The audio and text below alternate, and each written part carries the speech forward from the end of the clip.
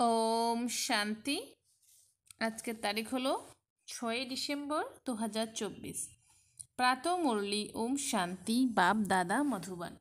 আজকের মুরলিতে বাবা বলেছেন, মিষ্টি বাচ্চারা, তোমরা এখন পুরুষোত্তম সঙ্গম যুগে রয়েছ। এখান থেকেই তোমাদের নতুন দুনিয়াকে স্মরণ করতে হবে আর আত্মাকে পবিত্র বানাতে হবে। তো বাবা বলছেন যে তোমরা এখন পুরুষোত্তম সঙ্গম যুগে রয়েছ, এখানে থেকে তোমাদের নতুন দুনিয়াকে স্মরণ করতে হবে আর আত্মাকে পবিত্র বানাতে হবে। প্রশ্ন: বাবা তোমাদের এমন কি বোধ সমাজ দিয়েছেন যার দ্বারা বুদ্ধির তালা খুলে গেছে? তো যার দ্বারা আমাদের বুদ্ধির তালা খুলে গেছে। উত্তর: বাবা এই অসীম জাগতিক ড্রামার এমন বোধ দিয়েছেন যার দ্বারা বুদ্ধিতে যে গোদরেজের তালা ছিল তা খুলে গেছে, পাথর বুদ্ধি থেকে পারস বুদ্ধিতে পরিণত হয়েছে। বাবা বুঝিয়েছেন এই ড্রামার প্রতিটি অ্যাক্টরের নিজস্ব অনাদি পাঠ রয়েছে। কল্পপূর্বে যারা যতটুকু পড়া পড়েছে এখনও ততটুকুই পড়বে। তো বলছেন যে কল্পপূর্বে যারা যে যতটুকু পড়া করেছে এখনও ততটুকুই পড়বে। পুরুষার্থ করে নিজের উত্তরাধিকার নেবে, তার পুরুষার্থ করে নিজের উত্তরাধিকার নেবে। ওম শান্তি। আত্মারূপী বাচ্চাদের আত্মাদের পিতা বসে শেখাচ্ছেন। যখন থেকে পিতা হয়েছেন তবে থেকেই তিনি হলেন টিচার এবং সদ্গুরু রূপে শিক্ষা দিচ্ছেন। এই কথা তো বাচ্চারা বোঝে যে তিনি হলেন বাবা, টিচার ও সদ্গুরু। তিনি ছোট শিশু নন, উঁচুর থেকেও উঁচু, সব থেকে মহান তিনি। বাবা জানেন এরা সবাই আমার আত্মিক সন্তান। ড্রামার প্ল্যান অনুযায়ী তাকে আহ্বান করেছে, এসে আমাদের পবিত্র দুনিয়ায় নিয়ে চলো। কিন্তু কিছু বোঝে না। এখন তোমরা বুঝেছ, পবিত্র দুনিয়া সত্যযুগকে, পতিত দুনিয়া কলিযুগকে বলা হয়। তারা বলে, এসে আমাদের রাবণের জেল থেকে মুক্ত করে, দুঃখের হাত থেকে রক্ষা করে নিজের শান্তিধাম সুখধামে নিয়ে চলো। দুটি নামই ভালো, মুক্তি, জীবন মুক্তি বা শান্তিধাম সুখধাম।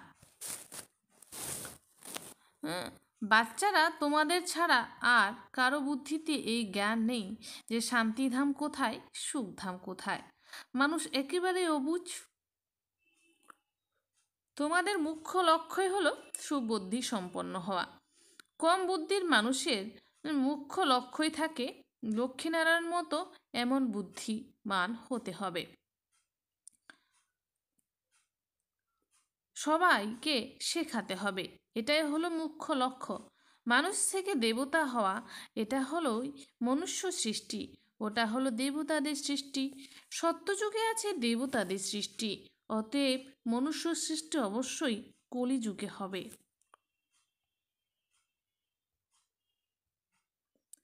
এখন মানুষ থেকে দেবতা হতে হবে, তার জন্য নিশ্চয়ই পুরুষোত্তম সঙ্গম যুগও হবে। ওরা হলো দেবতা আর এখানে হলো মানুষ। দেবতা বুদ্ধিমান হয়, বাবা এমন বুদ্ধিমান বানান। বাবা যিনি হলেন বিশ্বের মালিক, যদিও তিনি মালিক হন না তবু গায়ন তো হয়, তাই না? অসীম জগতের বাবা অসীম সুখ প্রদান করেন। অসীম সুখ থাকে নতুন দুনিয়ায় এবং অসীম দুঃখ থাকে পুরনো দুনিয়ায়। দেবতাদের চিত্রও তোমাদের সামনে আছে, তাদের মহিমা গায়নও হয়। আজকাল তো 5 ভূতেরও পূজা করা হয়। এখন বাবা তোমাদের বোঝান, তোমরা রয়েছ পুরুষোত্তম সঙ্গম যুগে। তোমাদের মধ্যেও নম্বর অনুসারে পুরুষার্থ অনুযায়ী জানে। আমাদের একটি পা আছে স্বর্গে, অন্যটি আছে নরকে। এই দুনিয়ায় থাকলেও বুদ্ধি থাকে নতুন দুনিয়ায়, এবং যিনি নতুন দুনিয়ায় নিয়ে যান তাকে স্মরণ করতে হবে। বাবার স্মরণ দ্বারাই তোমরা পবিত্র হও, এই কথা শিব বাবা বসে বোঝান। শিব জয়ন্তী তো অবশ্যই পালন করে, কিন্তু শিব বাবা কবে এসেছিলেন, এসে কি করেছিলেন সে কথা জানা নেই। শিবরাত্রি পালন করে এবং কৃষ্ণ জয়ন্তী পালন করে যে কথাগুলি কৃষ্ণের উদ্দেশ্যে বলা হয় সেসব শিব বাবার জন্য তো বলা হবে না, তাই তার রাত্রি পালনকে শিবরাত্রি বলা হয়। অর্থ কিছুই বোঝে না। বলছে অর্থ কিছুই বোঝে না। বাচ্চারা, তোমাদের তো অর্থ বোঝানো হয়েছে। অসীম দুঃখ আছে কলিযুগের শেষ সময়ে, তারপরে অসীম সুখ থাকে সত্যযুগে। এই জ্ঞান তোমরা বাচ্চারা এই সময়ে প্রাপ্ত করো। তোমরা আদি মধ্য অন্তকে জানো। যারা কল্পপূর্বে পড়েছে তারা এখন পড়বে। যে যেরকম পুরুষার্থ করেছে সেই পুরুষার্থই করবে এবং এমন পদ মর্যাদাও প্রাপ্ত করবে। তোমাদের বুদ্ধিতে সম্পূর্ণ চক্র আছে। তোমরাই উঁচু থেকে উঁচু পদ প্রাপ্ত করো, তারপরে তোমরা নেমে আসো। বাবা বুঝিয়েছেন এই যে মনুষ্য আত্মারা রয়েছে সবাই মালায় গাঁথা হয়ে আছে, তাই না? সব নম্বর অনুসারে আসে। প্রত্যেক অ্যাক্টরের নিজের নিজের পার্ট রয়েছে। কাকে কখন কী পার্ট প্লে করতে হবে এ হলো অনাদি পূর্ব রচিত ড্রামা, যার বিষয়ে বাবা বসে বোঝান। এবারে বাবা তোমাদের যা বোঝান সেসব নিজের ভাইদের বোঝাতে হবে। তোমাদের বুদ্ধিতে আছে যে প্রতিটি 5,000 বছর পরে বাবা এসে আমাদের বোঝান। আমরা তারপরে আত্মার ভাইদের বোঝাই। আত্মার সম্পর্কে আমরা হলাম ভাই ভাই। বাবা বলেন এই সময় তোমরা নিজেকে অশরীরে আত্মা নিশ্চয় করো।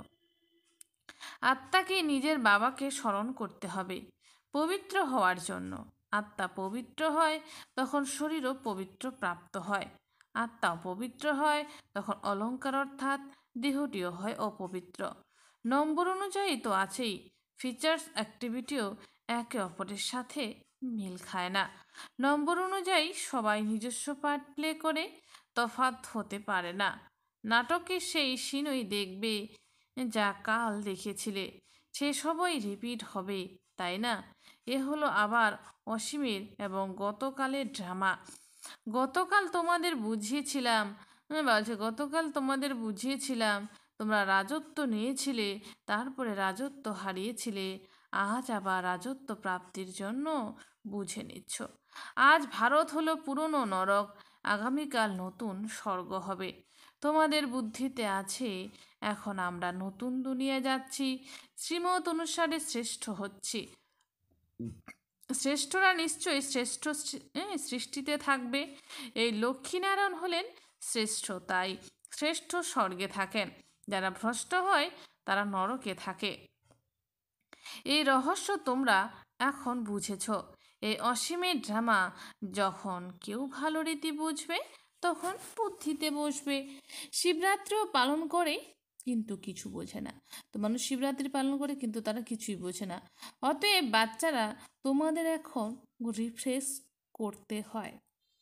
তোমরা আবার অন্যদের রিফ্রেশ করো। এখন তোমাদের জ্ঞান প্রাপ্তি হচ্ছে, তারপরে সদ্গতি প্রাপ্ত হবে। বাবা বলেন আমি স্বর্গে আসি না, আমার পাঠ হলো প্রতি দুনিয়াকে বদল করে পবিত্র দুনিয়া করা। সেখানে তো তোমাদের কাছে কুবেরের খাজানা থাকে, এখানে তো কাঙ্গাল আছো। তাই বাবাকে আহ্বান করো, এসে অসীমের উত্তরাধিকার দাও। কল্প কল্প অসীমের উত্তরাধিকার প্রাপ্ত হয়, তারপরে আবার কাঙ্গাল হয়ে যায়। চিত্র দ্বারা বোঝাও, তখন বুঝবে। প্রথম নম্বরে লক্ষ্মীনারায়ণ, তারপরে 84 জন্ম নিয়ে মানুষ হয়েছে। এই জ্ঞান এখন তোমরা বাচ্চারা পেয়েছ। তোমরা জানো আজ থেকে 5,000 বছর পূর্বে আদি সনাতন দেবী দেবতা ধর্ম ছিল, যাকে বৈকুণ্ঠ প্যারাডাইস দেবী দুনিয়াও বলা হয়। এখন তো বলা হবে না, এখন তো হলো ডেভিল ওয়ার্ল্ড অর্থাৎ অসুরী দুনিয়া। অসুরী দুনিয়ার অন্ত, দেবী দুনিয়ার আদিকালের এ হলো সঙ্গম। এই কথা এখন তোমরা বোঝো, অন্য কারো মুখে শুনবে না। বাবা স্বয়ং এসে ব্রহ্মার মুখ ধারণ করেন, কার মুখ নেবেন সে কথা বোঝে না। বাবা কোন বাহনে বসে যাত্রা করবেন, যেমন তোমাদের অর্থাৎ আত্মার যাত্রা এই শরীররূপী বাহনের উপর বসে হয়, তাই না? তো এই শরীররূপী বাহনের উপরে বসে হয় আত্মার যাত্রা।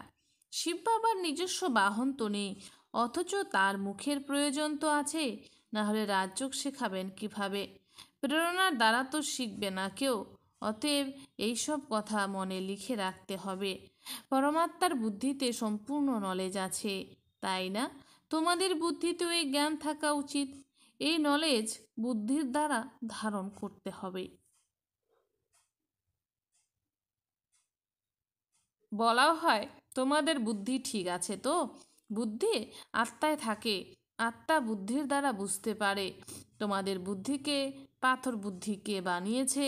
এখন তোমরা বুঝেছ যে রাবণ আমাদের বুদ্ধি কিরূপ বানিয়ে দিয়েছে। গতকাল তোমরা ড্রামার কথা জানতে না। বুদ্ধিতে গোদরেজের তালা লাগানো ছিল, গড শব্দটি আসে, তাই না? বাবা যা বুদ্ধি দেন সে বুদ্ধি বদল হয়ে পাথর বুদ্ধি হয়ে যায়। তারপরে বাবা এসে তালা খোলেন। সত্যযুগে হয় পরশ বুদ্ধি। বাবা এসে সকলের কল্যাণ করেন। নম্বর অনুযায়ী সকলের বুদ্ধি খোলে, তারপরে একে অপরের পিছনে আসতে থাকে। উপরে তো কেউ থাকতে পারে না, পতিত সেখানে থাকতে পারে না। বাবা পবিত্র করে পবিত্র দুনিয়ায় নিয়ে যান, সেখানে সব পবিত্র আত্মারা থাকে। ওই হলো নিরাকারী সৃষ্টি। বাচ্চারা, তোমরা এখন জেনেছ, তাই নিজের ঘর পরমধাম খুব কাছে দেখতে পাও। তোমাদের ঘরের প্রতি অনেক ভালোবাসা আছে। তোমাদের মতন ভালোবাসা কারো নেই। তোমাদের মধ্যেও নম্বর অনুযায়ী আছে। যাদের বাবার সঙ্গে ভালোবাসা আছে তাদের ঘরের প্রতিও বিশেষ ভালোবাসা আছে। মুরব্বী বাচ্চা অর্থাৎ খুব কাজের সন্তান হয়, তাই না? তোমরা বুঝেছ, এখানে যারা ভালোভাবে পুরুষার্থ করে সুবুদ্ধি সম্পন্ন যোগ্য বাচ্চা যারা হবে তারাই উঁচু পদের অধিকারী হবে। ছোট বা বড় শরীরের উপরে নির্ভর নয়। জ্ঞান ও যোগে যারা মত্ত তারাই হলো বড়। অনেক ছোট ছোট বাচ্চারাও জ্ঞান যোগে তীক্ষ্ণ হয়, তারা বড়দের পড়ায়। যদিও নিয়ম হলো বড়রা ছোটদের পড়ায়। আজকাল তো মিড গেটও দেখা যায় বামন। যদিও সব আত্মারাই হলো মিড গেট। আত্মা তো বিন্দু স্বরূপ, তার কী বা ওজন হবে? সে তো স্টার বা নক্ষত্র। মানুষ নক্ষত্র নাম শুনে আকাশের দিকে তাকাবে। তোমরা নক্ষত্র নাম শুনে নিজেকে দেখো। তোমরা হলে এই পৃথিবীর নক্ষত্র। ওই নক্ষত্রগুলি হলো আকাশের জড়বস্তু। তোমরা হলে চৈতন্য। তাতে তো ফেরবদল কিছুই হওয়া সম্ভব নয়। তোমরা তো 84 জন্ম নাও, বিশাল পার্ট প্লে করো। পার্ট প্লে করতে করতে উজ্জ্বলতা নষ্ট হয়, ব্যাটারি ডিসচার্জ হয়। তারপর বাবা এসে ভিন্ন ভিন্নভাবে বোঝান, কারণ তোমাদের আত্মা নিস্তেজ হয়ে আছে। যা শক্তি ভরা ছিল সেসব শেষ হয়ে গেছে। এখন আবার বাবার সাহায্যে শক্তিতে ভরপুর হও। তোমরা নিজের ব্যাটারি চার্জ করছো, এতে মায়াও অনেক বাধা সৃষ্টি করে, ব্যাটারি চার্জ করতে দেয় না। তোমরা হলে চৈতন্য ব্যাটারি। জানো যে বাবার সঙ্গে যোগযুক্ত হলে আমরা শত প্রধান হব। এখন তম প্রধান হয়েছি। ওই জাগতিক দুনিয়ার পড়াশোনা এবং অসীম জগতের পড়াশোনার মধ্যে অনেক তফাৎ আছে। কিভাবে নম্বর অনুসারে সব আত্মারা উপরে উঠে যায়, তারপরে নিঃসময়ে পার্ট প্লে করতে আসতে হবে। সবারই নিজস্ব অবিনাশী পাঠ রয়েছে। তোমরা এই 84 পার্ট কতবার প্লে করেছ? তোমাদের ব্যাটারি কতবার চার্জ ও ডিসচার্জ হয়েছে? যখন জানো যে আমাদের ব্যাটারি ডিসচার্জ হয়েছে, তাহলে চার্জ করতে দেরি কেন করো? কিন্তু মায়া ব্যাটারি চার্জ করতে দেয় না। ব্যাটারি চার্জ করার কথা মায়া তোমাদের ভুলিয়ে দেয়, ক্ষণে ক্ষণে ব্যাটারি ডিসচার্জ করিয়ে দেয়। চেষ্টা করো বাবাকে স্মরণ করার, কিন্তু করতে পারে না। তোমাদের মধ্যেও ব্যাটারি চার্জ করে শত প্রধান অবস্থার কাছাকাছি এসে যায়। তাদের দিয়েও কখনো কখনো মায়া গাফিলতি করিয়ে ব্যাটারি ডিসচার্জ করে দেয়। এরকম শেষ পর্যন্ত হতেই থাকবে। তারপরে যখন যুদ্ধ সমাপ্ত হবে তখন সব শেষ হয়ে যায়। যার ব্যাটারি যতটুকু চার্জ হয়ে থাকে সেই অনুযায়ী পদ প্রাপ্ত হবে। সব আত্মারা বাবার সন্তান। বাবা স্বয়ং এসে সকলের ব্যাটারি চার্জ করেন। এই খেলা কেমন ওয়ান্ডারফুল বানানো হয়েছে! বাবার সাথে যোগযুক্ত হওয়ার থেকে ক্ষণে ক্ষণে বিচ্যুত হওয়াতে কত ক্ষতি হয়ে থাকে। বিচ্যুত যাতে না হয় তার জন্য পুরুষার্থ করানো হয়। পুরুষার্থ করতে করতে যখন সমাপ্তি হয় তখন নম্বর অনুসারে পুরুষার্থ অনুযায়ী তোমাদের পাঠ পূর্ণ হয়। যেমন কল্প কল্প হয়, আত্মাদের মালা তৈরি হতে থাকে। বাচ্চারা, তোমরা জানো যে রুদ্রাক্ষের মালা রয়েছে, বিষ্ণুর মালাও রয়েছে। প্রথম নম্বরে তো তারই মালা রাখা হবে। তাই না? বাবা দেবী দুনিয়া রচনা করেন, তাই যেমন রুদ্রমালা হয় তেমনি রুন্ডমালা হয়। ব্রাহ্মণদের মালা এখন তৈরি হতে পারে না, অদল বদল হতে থাকবে। ফাইনাল তখন হবে যখন রুদ্রমালা তৈরি করতে হবে। এ হলো ব্রাহ্মণদের মালা, কিন্তু এই সময় তো তৈরি হবে না। বাস্তবে প্রজাপিতা ব্রহ্মার সন্তান হলো সবাই। শিব বাবার সন্তানদেরও মালা হয়, বিষ্ণুর মালা বলা হবে। তোমরা ব্রাহ্মণ হও তো ব্রহ্মাও শিবের মালা চায়। এই সম্পূর্ণ জ্ঞান তোমাদের বুদ্ধিতে নম্বর অনুযায়ী আছে। সবাই তো শোনে, কিন্তু কারোর কান দিয়ে তখনই বেরিয়ে যায় শোনেই না। কেউ তো পড়েই না, তারা জানে না ভগবান পড়াতে এসেছেন। পড়াশোনা করে না, এই পড়া তো কত আনন্দের সাথে পড়া উচিত। আচ্ছা, মিষ্টি মিষ্টি হারানিধি বাচ্চাদের প্রতি মাতা পিতা বাপ দাদার স্মরণে স্নেহ সুমন আর সুপ্রভাত। আত্মাদের পিতা তার আত্মারূপী বাচ্চাদের জানাচ্ছে নমস্কার। আমরা সমস্ত আত্মারূপী বাচ্চারা জানাই মাতা পিতা বাপ দাদাকে স্নেহ সুমন আর নমস্কার। ধারণার জন্য মুখ্য সার 1 নম্বর, স্মরণের যাত্রার দ্বারা আত্মারূপী ব্যাটারিকে চার্জ করে শতপ্রধান স্টেজ পর্যন্ত পৌঁছাতে হবে। স্মরণের যাত্রার দ্বারা আত্মারূপী ব্যাটারিকে চার্জ করে শতপ্রধান স্টেজ পর্যন্ত পৌঁছাতে হবে। এমন কোনো রকম গাফিলতি করবে না যাতে ব্যাটারি ডিসচার্জ হয়ে যায়। এমন কোনো রকম গাফিলতি করবে না যাতে ব্যাটারি ডিসচার্জ হয়ে যায়। 2, সুবুদ্ধি সম্পন্ন যোগ্য মুরব্বী বাচ্চা হতে হলে বাবার প্রতি এবং তার সাথে সাথে ঘরের প্রতিও ভালোবাসা রাখতে হবে।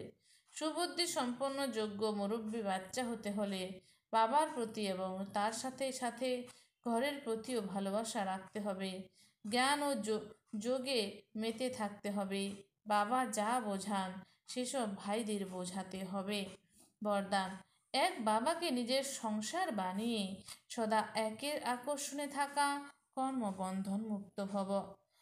এক বাবাকে নিজের সংসার বানিয়ে সদা একের আকর্ষণে থাকা, কর্মবন্ধন মুক্ত ভব। স্পষ্টীকরণ, সদা এই অনুভবে থাকো যে এক বাবা, দ্বিতীয় কেউ নয়। ব্যাস এক বাবাই হলো সংসার, আর কোনো আকর্ষণ নেই, কোনো কর্মবন্ধন নেই। নিজের কোনো দুর্বল সংস্কারের বন্ধন থাকবে না। যারা কোনো কিছুর উপরে নিজের অধিকার দেখায় তাদের মধ্যে ক্রোধ বা অভিমান দেখা যায়, এটাও হলো কর্মবন্ধন।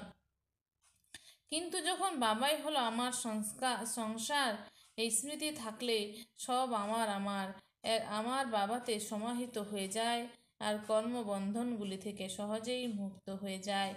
স্লোগান, মহান আত্মা হলো সে যার দৃষ্টি আর বৃত্তি অসীম জগতে থাকবে। মহান আত্মা হলো সে যার দৃষ্টি আর বৃত্তি অসীম জগতেই থাকবে। আচ্ছা, ওম শান্তি। ধন্যবাদ বাবা আজকের এই সুন্দর মিষ্টি মুরলির জন্য।